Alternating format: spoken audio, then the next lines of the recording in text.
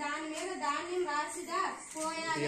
21 చుట్లు నూలు దారం చుట్టి ఆ పైన పట్టు బట్ట చుట్టి పెట్టిన ఒక పూర్ణ కుంభం ఎత్తడి చెంబు ఉంచి దానిలో నవరత్నాలు లేదా బంగారం ప్రస్తుత కాలమాన పరిస్థితులలో ధనమున్న వారు పై విధముగా చేయండి.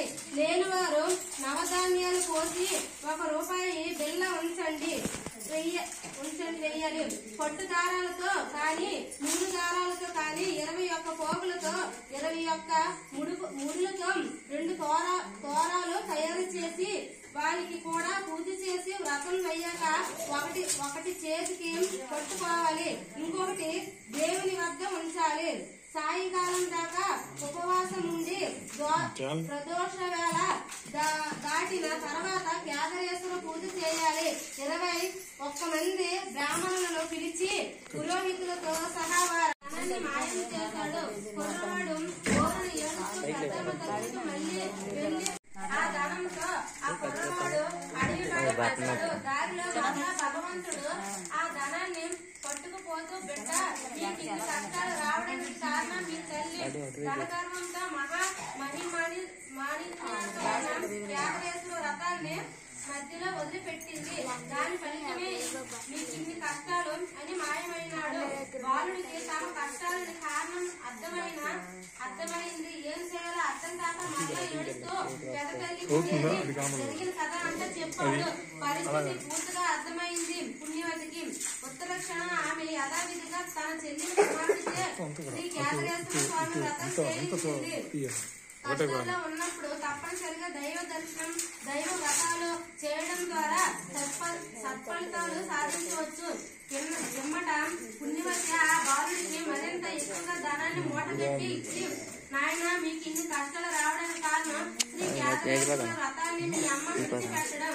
ఎప్పటికైనా ఆమె బుద్ధి తెచ్చుకొని మీ అమ్మను కేదారేశ్వర స్వామి వ్రతం చేసి కష్టాల నుండి విముక్తి పొందమని నేను చెప్పానని చెప్పి పంపింది. అతడు శ్రీ కేదారేశ్వరుని స్మరిస్తూ అడవి గుండా బయలుదేరాడు. దారిలో ఆ పరమేశ్వరుడి దయతో అంతకు ముందు పోగొట్టుకున్న ధనం దొరికింది. దొంగలించిన వాడు తిరిగి ఇచ్చిన వాడు ఆ శివుడేనని ఆ బాబుకెలా తెలుస్తుంది.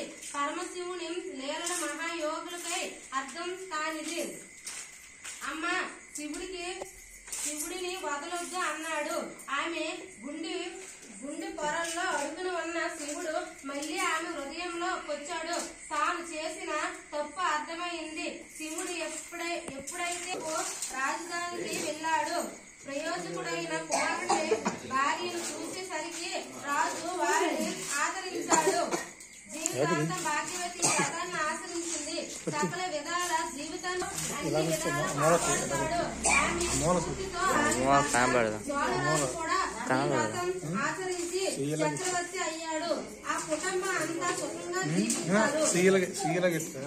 జీవితాంతం ఈ వ్రతాన్ని ఆచరించిన వారు ఆయువును, ఆరోగ్యాన్ని, భోగ భాగ్యాన్ని కీర్తిని పొందగలరు. గౌతమ మహర్షిచే చెప్పబడిన శ్రీ కేదారేశ్వర వ్రతాన్ని చేయండి, అన్ని విధాలా అభివృద్ధిని పొందండి.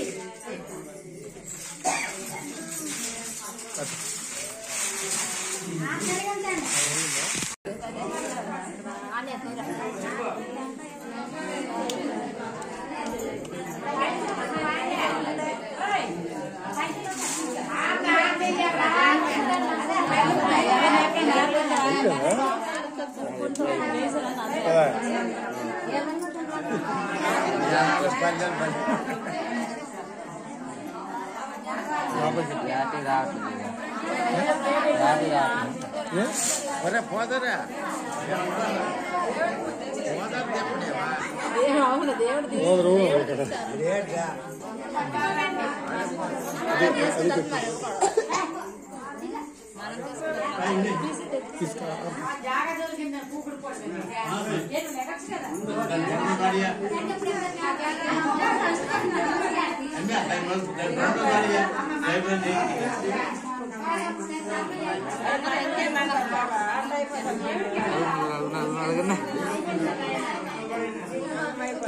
Right right